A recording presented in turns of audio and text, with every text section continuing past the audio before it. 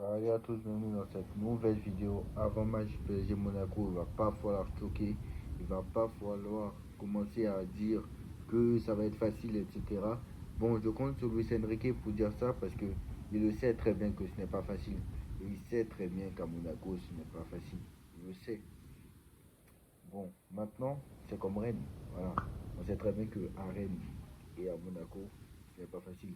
Surtout que Monaco est une équipe qui nous a l'une des équipes qui nous a le plus battu en Ligue 1. Alors, beaucoup disent que c'est Rennes, mais voilà. D'ailleurs, c'est Rennes, hein, parce que Rennes a battu 8 fois le PSG sous QSI en Ligue 1. Voilà.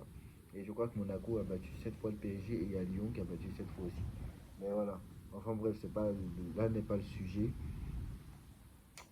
Ici, le but, bah, c'est de voir un peu comment on va devoir jouer demain pour battre l'AS Monaco, sachant que au match aller c'était très compliqué. On a réussi à perdre alors qu'ils étaient quand même sur une série assez catastrophique, on va pas se mentir. C'est encore le cas aujourd'hui.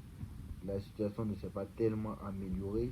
Donc ne croyez pas que parce qu'ils sont malades, qu'ils ne peuvent pas nous faire de bons résultats. On est bien placé pour savoir, on est bien placé pour savoir que tous ceux qui sont nuls contre d'autres équipes, ils arrivent contre Paris, ils sont bons. Rappelez-vous, contre Bilbao notamment, où Unai Simon qui prend 4 buts par match, une frappe, un but, et il arrive contre Paris, ils n'ont fait le match de sa vie. Pareil pour d'autres gardiens, etc., etc., etc. Bon, enfin bref, là, là n'est pas le sujet, le gardien du Sporting notamment. Enfin bref, voilà l'histoire. Maintenant, on va passer maintenant au vif du sujet, c'est-à-dire au match. Bon, on va pas se mentir, déjà.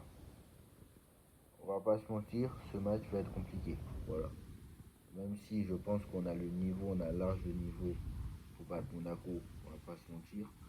Mais avec humilité et avec analyse, ça va être très compliqué. Alors, je dis pas que ça va être compliqué de passer, je dis juste que ça va être très compliqué. Et c'est pas comme si on va mettre 3-0, 7-0 comme on l'a fait contre Brest. Voilà. C'est pas. Déjà, Monaco, c'est une équipe plus solide que Brest, même s'ils ont du mal en ce moment. Mais Monaco nous connaît parfaitement. C'est une équipe qui sait nous affronter. C'est ça que j'essaie de vous dire depuis 2 minutes. C'est une équipe qui sait nous affronter. C'est-à-dire que même quand ils sont dans le moins bien, ils sont capables de nous battre. Et on l'a vu au mois de novembre dernier. N'oubliez pas au mois de novembre dernier ce qu'ils ont fait. Rappelez-vous. Et le début de saison était bon pour l'AS Monaco pourtant. Parce que ils ont quand même gagné. Bon, c'est vrai qu'ils ont perdu à Lille un début de saison, mais ils ont quand même réussi. C'est vrai qu'ils ont battu Le Havre à la première journée.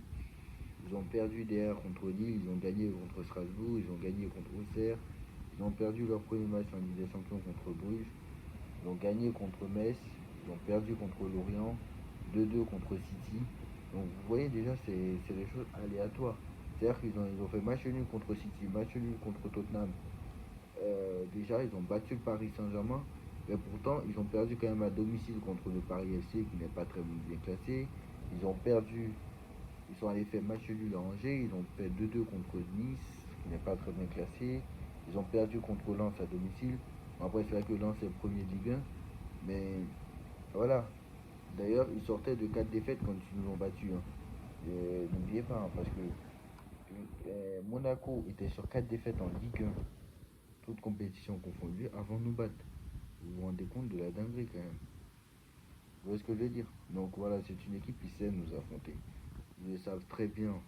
Parce que faut rappeler quand même que l'année dernière, on avait gagné 4-2 à Monaco.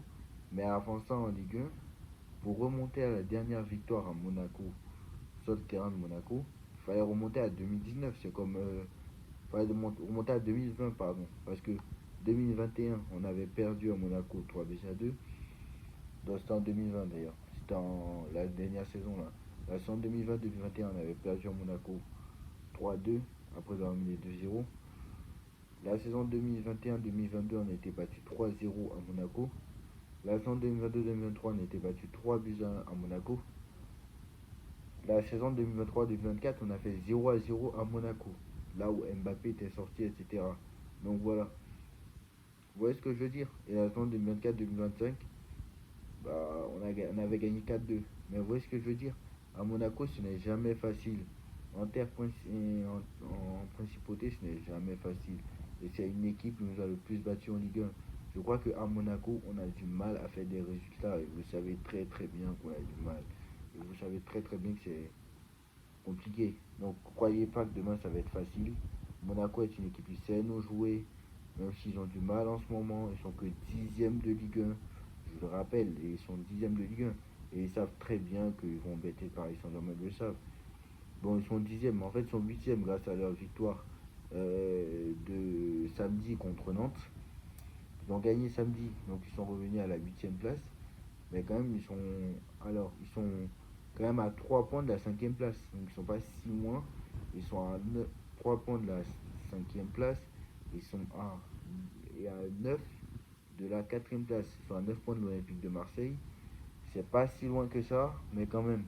Voilà, la différence de but est large quand même, puisqu'ils sont à une différence de but de 1, alors que l'OM est quand même à une différence de but de 19. C'est quand même la meilleure attaque quand même de cette. Faut oublier que c'est mais bon, c'est plus la meilleure attaque, hein, puisque Paris est la meilleure attaque maintenant.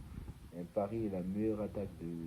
C'est quand même la deuxième meilleure attaque, hein, de la Ligue 1 Marseille. Donc voilà. Tout ça pour vous dire que va falloir faire attention. Je lance un message. Ne croyez pas que ça va être facile. Donc voilà. En ce qui concerne le Paris Saint-Germain, vous savez, alors c'est une équipe qui, voilà, Paris cette année, voilà, on a choqué. Luis Enrique voulait aller en barrage. C'est pour ça qu'on y allait, parce que sinon normalement on ne devrait pas y être. On ne devrait pas jouer ces barrages. Faut pas oublier qu'on ne devait pas jouer ces barrages. On aurait dû terminer quatrième de cette phase de ligue, notamment si on avait gagné contre Newcastle, on aurait dû terminer quatrième. Vous savez, on aurait dû terminer quatrième de cette phase de ligue. Malheureusement, c'était pas le cas. On s'est bousillé le top 8, très clairement, grâce à la défaite, à cause de la défaite au Sporting, où très clairement on a eu un gardien, on est tombé sur un gardien exceptionnel. Il a fallu que Varane fasse une frappe en pleine lucarne, je ne sais quoi. Et toi, tu as des gardiens qui n'ont carrément pas le niveau, hein. Bon, je parle bien sûr de Chevalier, pas de Safonov pour l'instant. Mais voilà, je pense que voilà, on a le niveau quand même pour battre l'AS Monaco. Voilà, si tu ne bats pas l'AS Monaco, très clairement, voilà, c'est plus la peine de continuer, très clairement. Voilà. Parce que là, si demain tu ne gagnes pas, là, c'est. Voilà.